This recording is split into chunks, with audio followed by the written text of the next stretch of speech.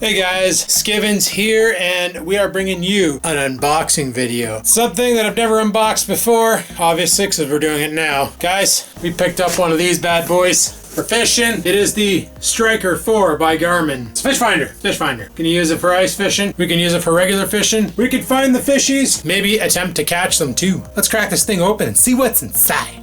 It looks like you pull this tab right here to open the box. So let me just show you here on the back. We'll just take a look here. So this is what you get inside. You get the battery, the charger, the carry pouch. I guess that there's to mount it to your boat or kayak or something, and your transducer with the ice, well, with the water float. It has two modes. It has regular and chirp mode, and 77 hertz and 77 kilohertz and 200 kilohertz. The difference between them both is it's 77 kilohertz, you get a wider cone, but it obviously doesn't update as quick. 200 kilohertz, you get a tighter cone with a quicker update. And the cone is basically how much you're gonna see on the fish finder, how much arc out it's gonna go. So yeah, that's what I gathered from the videos that I watched. But anyway, go ahead and pop this open. Once again, this is the portable kit, making it the most versatile fish finder, especially for what I want to do. And as soon as we open it up, we are greeted by the carry bag. This box is going to be the death of me, isn't it? The carry bag here. So let's go ahead and open this up and see what's what. Oh yeah, that's pretty sweet, eh? Well, Garmin sits up right like yonder.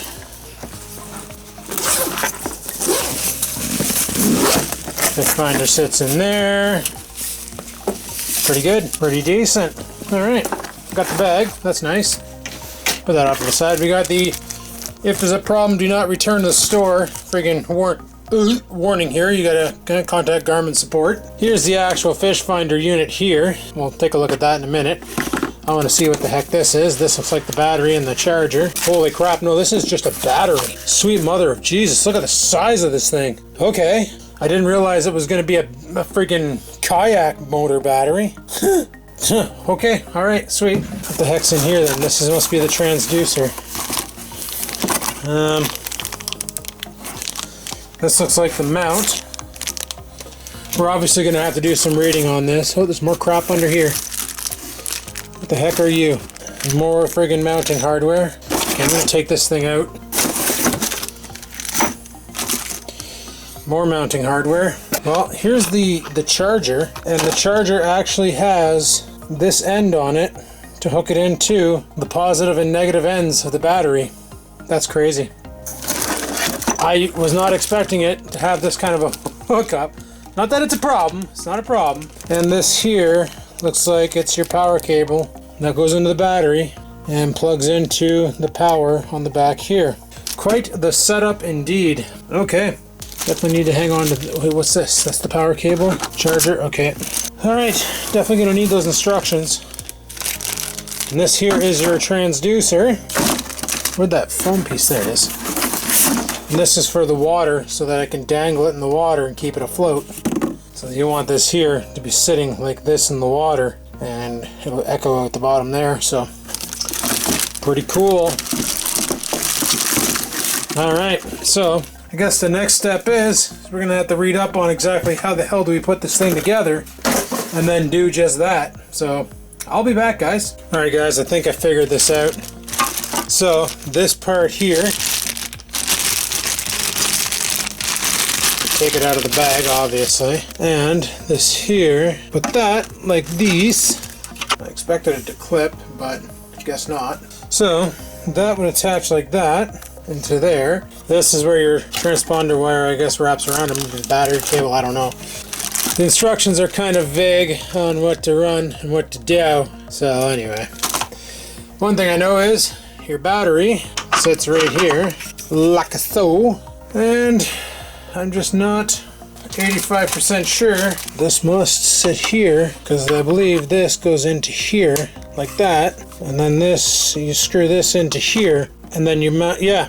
Okay, I think we figured it out. Let me put it together. Okay guys, these gotta be the most whack instructions ever. Sorry if you're hearing a fan behind me. It's freaking hot in here with these lights going. But there is the instructions for how to install the fish finder thingamajig.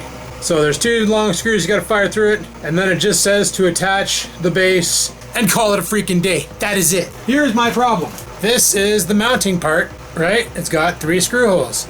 Here's the base. It's got 4 screw holes.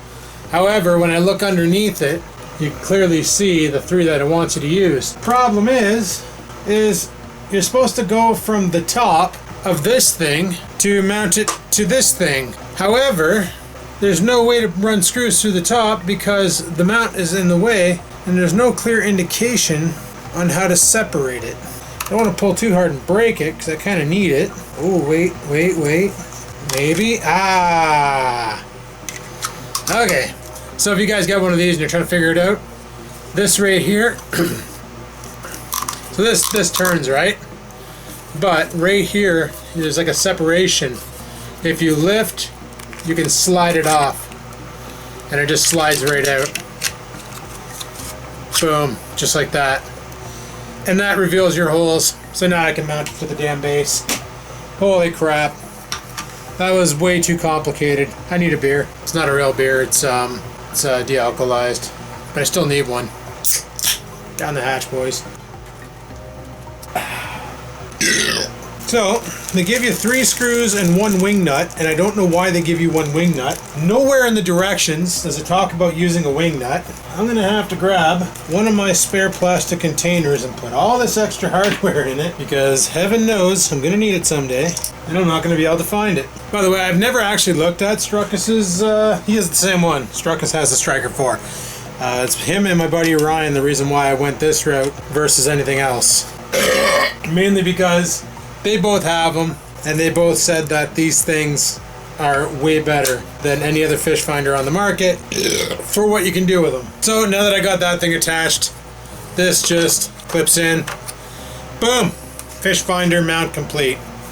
So now we grab the old fish finder here. We'll take this piece of plastic off the screen. I know some people leave that shit on. Then again, I left it on my monitor up there because I didn't even realize it was there. And all we do is take this, and attach the base first, clip, and we're good. Fishy finder. It's a fishy finder. Yay, fishy finder. And it's got a handle. I don't know. Looks pretty good. Looks pretty good. And you're probably thinking, Adam, does that fit in the bag? You're darn tootin' it fits in the bag. Fits in there like a champ. Battery goes back there. You have your transducer. You can have your wire on here wrapped around, because they do give you quite the amount of wire for this thing. I think it's like 20 feet. So if we were bank fishing, I guess I could take all the wire and just like whip it out there and let her float with the float and get telemetry. Won't be doing that, just saying it's possible. All right guys, even though I don't plan on using it right yet, but you never know, I might accidentally get a boat. I set up the suction cup mounts for the transducer. This part right here on the bottom, this little squirrely part here, that attaches to that part right there. If you want to suction cup it to your boat. Right now I got the ice fishing jig on, or whatever, the ice fishing guy. You drop it down, it floats. You might want to give a little bit more lead on the transducer to clear the ice so you can get more of a reading and not so much side hole reading. But yeah, set that up, that's cool. And it also came with this thing, which after doing research, turns out this is actually for fishing kayaks that have a hole for a fish finder transducer. And I know the kayak I was looking at, the one that my buddy actually has, it's cheaper than the Pelican. It's called a Voltador. I'll show you. The Voltador 3 angler. There's your specifications right there. So yeah, my buddy loves it. He says it's awesome. Does a great job. It's got a rod holder in the front, 2 in the back, spot to put your paddle. You know, typical kayak shit. Here's some more pictures here so you can get an idea as to what's going on. Here, let me zoom this out a little bit. Get an idea as to what's going on. Comes with a nice seat, rod holder, accessory rails for, you know, there's another rod holder here that buddy installed, but you can put your fish finder here. Yeah, so there you go. You got storages and shit. And there is a spot, because I know he said he has his fish finder mounted here, and I have no idea where he put it. We see on the back there's another hole for a rod where I can shove my net in there and then just reach back and pull it out like I'm He-Man grabbing my sword. That sounded bad. But as it stands, we got it all set up. So there she be. Battery is currently charging behind me. I won't be able to show you any sort of how it works on this video.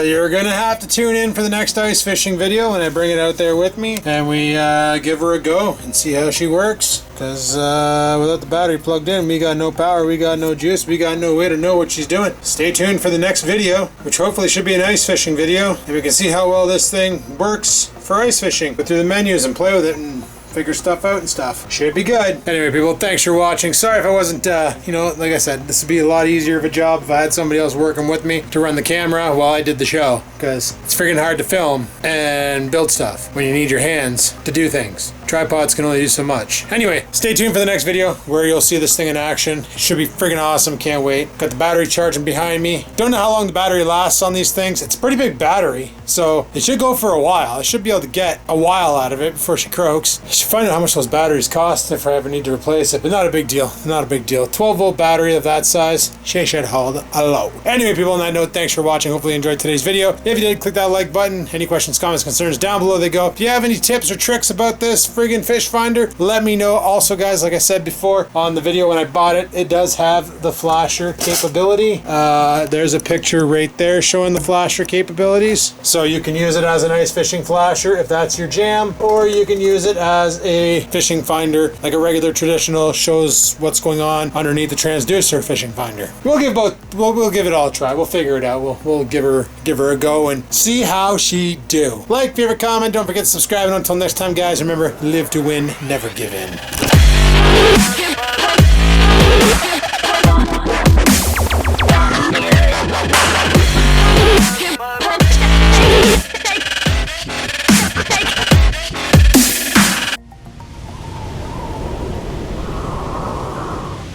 Sit, stupid, sit.